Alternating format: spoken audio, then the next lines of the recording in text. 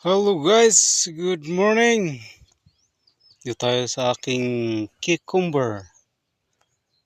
Nagpa-fertilize ako.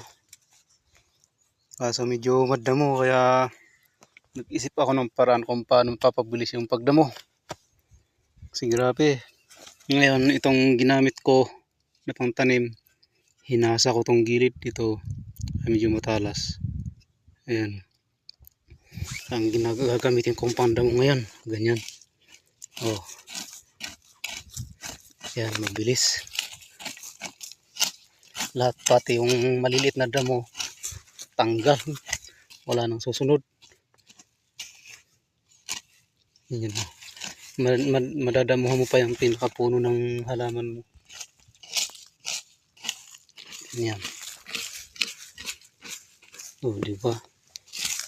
Kabilaan.